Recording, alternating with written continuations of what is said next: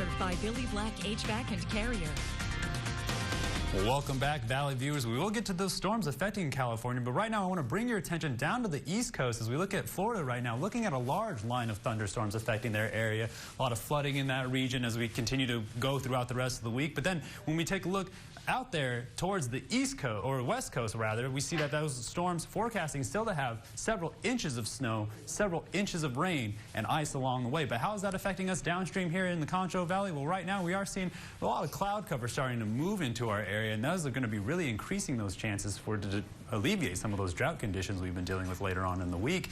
But tonight, temperatures really starting to touch down into the lower 50s right now as everyone's starting to make their way down into those 40-degree temperatures we have forecasted for you. Some people still lingering around the 60s, but temperatures spread across the valley right now, sitting at the 50s more towards the north and then towards the south. We are seeing those 60-degree temperatures linger around. But tonight, temperatures really going to be started dropping down into the 60s. Right now, 72 is our high, and that's about average for this time of year. But you know, I'll take the 94-degree weather out there in 1989. Those low temperatures still sitting about 3 degrees warmer than usual around this time of year, but it's certainly no 13 degrees, no thank you.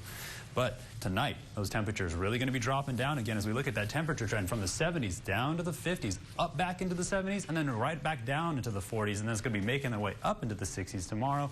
Tonight, right now, 42 degrees, as we were saying, those winds still staying out of the east, going to be bringing a lot more of that moisture, setting us up for those rain chances on Tuesday, partly cloudy conditions, and then again tomorrow, really just getting up into the mid-60s, winds still staying out of the east and nice and breezy, but that cloud cover is still going to linger around.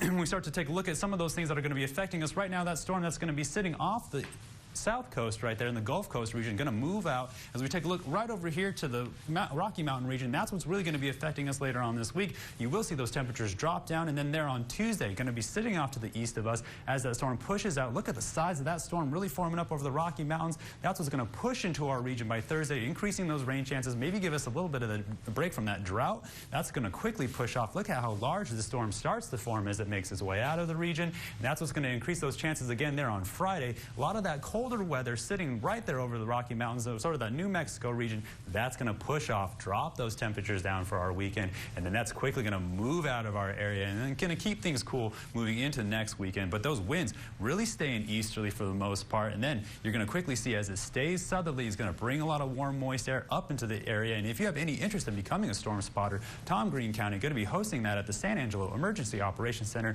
Tuesday, March 14th at 6 p.m. Have more at weather.gov/Skywarn schedule. So, like we said, those 5-day, you're going to have Monday, Tuesday, those temperatures Tuesday, really going to be an opportunity to test those new storm spotter techniques that you've learned. And then again on Thursday, as those temperatures warm up into the 80s, take us down again as that cold front pushes through into the 50s, and that'll take us into the weekend as those temperatures stay cool with lows into the low 90s. Nathan, what do you think?